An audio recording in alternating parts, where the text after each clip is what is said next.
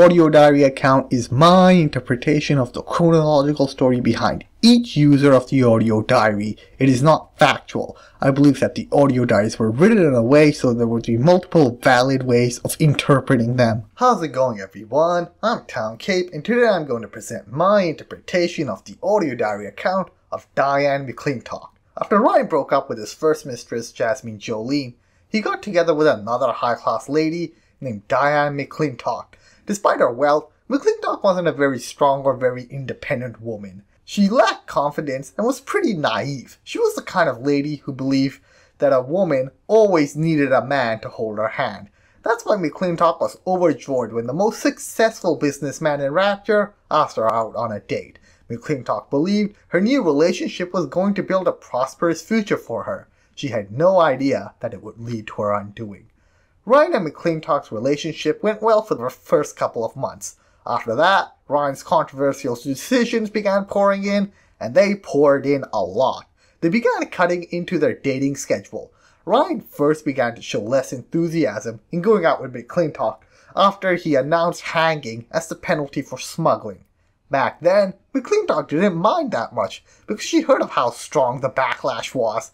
Besides, she was sure that things would only get better with time. However, Ryan's interest only continued to tumble downhill with time, especially after he nationalized Fontaine Futuristics.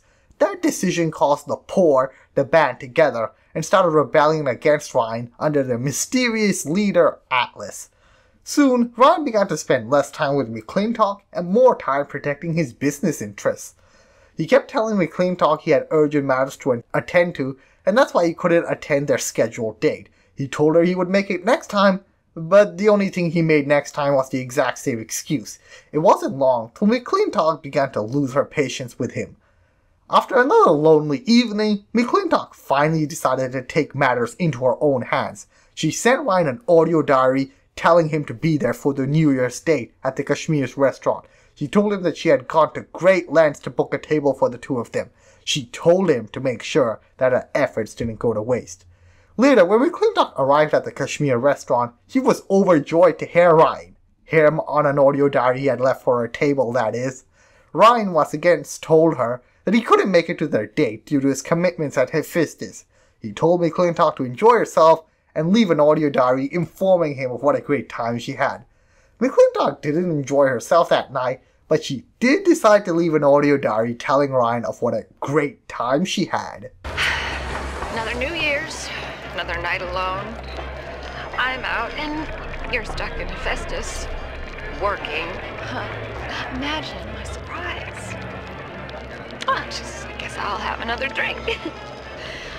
Here's a toast to Diane McClintock, silliest girl in Rapture. Silly enough to fall in love with Andrew Ryan. Silly enough.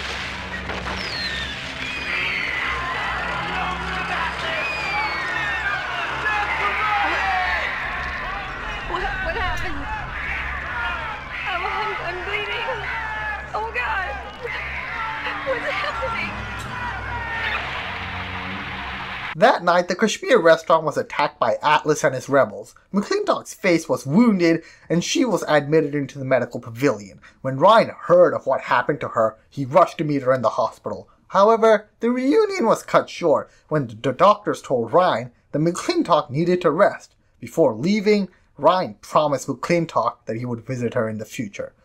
McClintock's condition required her to get plenty of rest, so she wasn't available to talk whenever Ryan visited her. However, she was sure that Ryan would want to know how she was doing, so she countered this dilemma by recording audio diaries for him in advance and handing them off to the nurse. Unfortunately, one day, the nurse told her that her audio diaries were filling up all the cabinets. Ryan hadn't come to visit her ever since she was admitted. McClintock was very disappointed when she heard this. The nurse thought McClintock would stop recording audio diaries from then on. However, the only thing that stopped was McClintock talking to the nurse. From then on, whenever McClintock wanted to say something to the nurse, she would just use an audio diary to do the talking. Dr. Steinman said he'd release me today. Ryan didn't come to see me since the New Year's attack, not once. But Dr. Steinman was very attentive. He told me that once the scar tissue was gone, he fix me right up. Make me prettier than any girl I've ever seen. He's sweet, all right. And so interested in my case. McClintock was using the audio diaries a lot by this point. However, it wasn't McClintock's non-stop use of the audio diaries that surprised the nurse. It was how she had begun speaking of Steinman. During that time, rumors were spreading about Steinman. Rumors which stated that something was wrong with his mind. However, McClintock seemed to have fallen in love with him. The nurse was unaware of McClintock's emotional state. McClintock was a woman who always needed a man's shoulder to lean on. If Ryan wasn't going to provide his, then McClintock would simply find another, even if there was no other. McClintock's flaw really kicked in at this point. She was so desperate to find another man that she immediately fell in love with the only guy available, Steinman. However, it wouldn't be long until McClintock learned that she had once again turned her heart towards the wrong man. After McClintock was discharged from the hospital, she finally got a first-hand look at everything that was going on in the outside world. It was total chaos. Complete and absolute chaos. Sure, McClintock heard rumors of Rapture being at war when she was in the hospital, but she never expected the situation outside to be that bad. It was like she was in a different city. Who could have done all this? McClintock needed answers, and she knew who could provide her with them. During that time, Arcadia had become paid-only entry, so it was basically just a high class who were allowed to enter it. That's how McClintock knew she would find Ryan there. However, the Ryan she found was a lot colder. He provided brief responses to her queries and then left her. Although McClintock expected Ryan to treat her like that, she felt her heart shatter as she watched Ryan walk away. She needed a companion, but the only companion she had now was herself. I couldn't believe how much things had changed since I left Dr. Steinman's office. It's like I don't even recognize Rapture no more. I hear they've been rounding up people in Paula Square.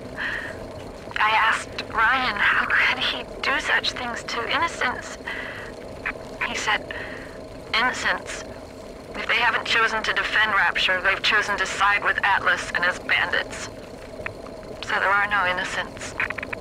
There are heroes, and there are criminals. From this point forth, McClintock began to depend more and more on her audio diaries for comfort and companionship. She began to rely on them so much that she recorded over 50 audio diaries a day.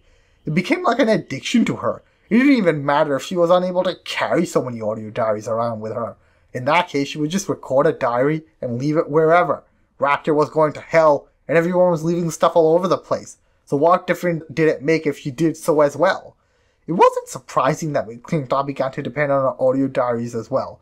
Ever since she had left Steinman's ward, her face would never be the same again. However, she still had a way of seeing her once beautiful face again, by using the audio diaries.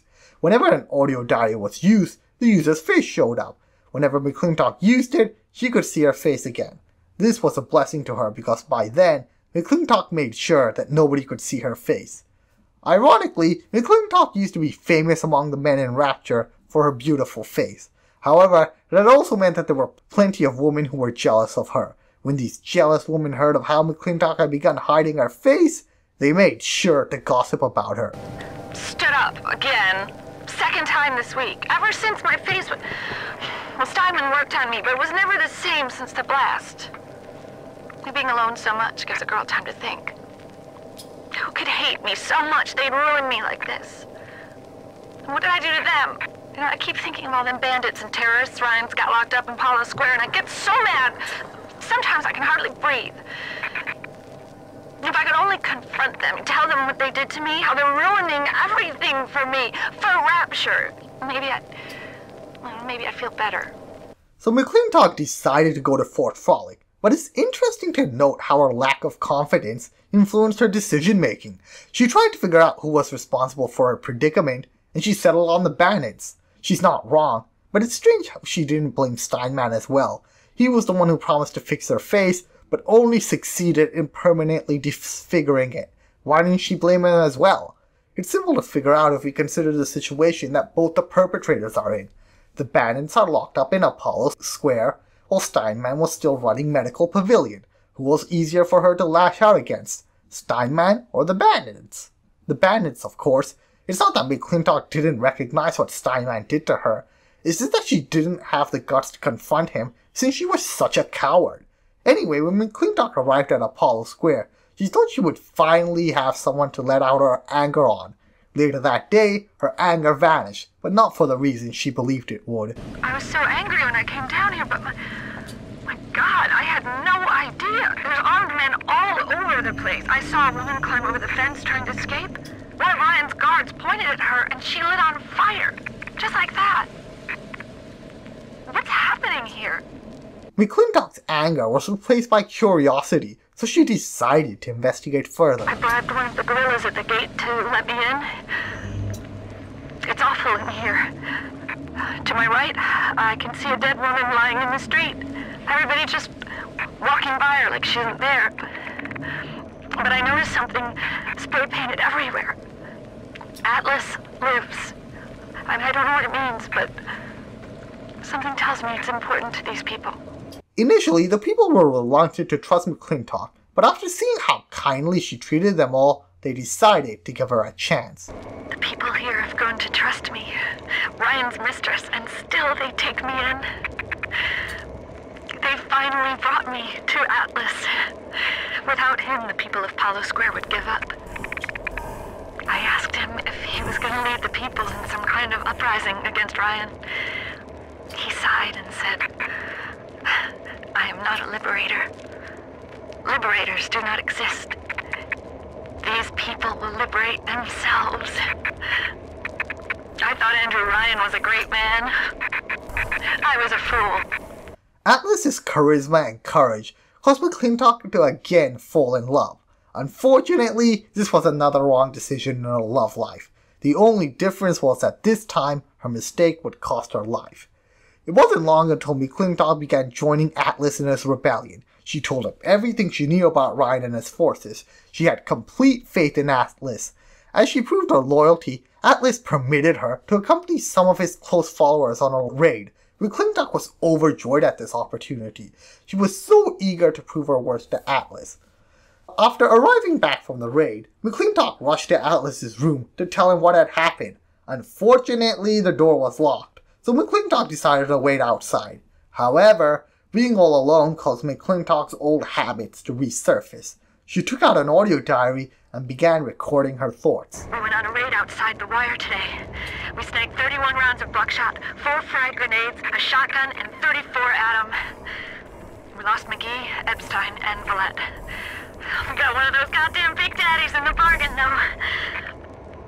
It was something awful they had to do to that little girl to get the Atom, but we didn't start this thing. Ryan did. I can't wait to tell Atlas.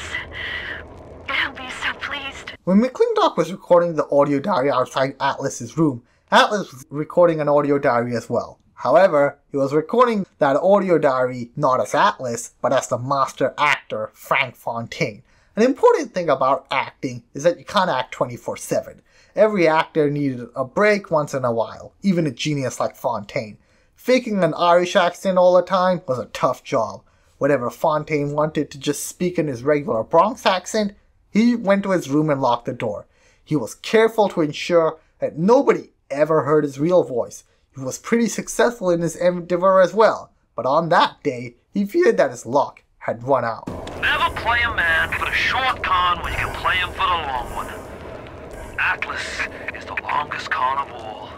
Ryan wanted Frank Fontaine dead. I just gave him what he wanted. As Atlas, I got a new face, a clean record, and a fresh start. Now, it's time to take back Rapture. He'll be so pleased. Oh, Mrs. McClintock! What are you doing here? Let me just turn this off. Fontaine couldn't risk the possibility of McClintock discovering his identity, so he brought her inside his room and killed her. Murder marked the end of Diane McClintock's tragic life. Throughout her life, McClintock had to suffer a lot of pain and sadness. It's arguable that no woman in Rapture ever underwent as much pain as her. But the question is why? Why her and not someone else? What had she done to deserve so much suffering? The answer is because she refused to ever stand on her own 2 feet. Unlike Tenenbaum and Culpepper, McClintock was always looking for a man to take care of her. She refused to be independent, and that's why she got punished. McClintock's story is primarily a feminist story. It's a story that says if women refuse to be independent and continue to live under the shadow of man, then they'll experience nothing but suffering. Anyway, that'll be the end of the audio diary account of Diane McClintock. Thank you everyone for watching. Next time I'll be presenting the audio diary account of Bridget Tenenbaum. I'll see you guys next time. Have a great day.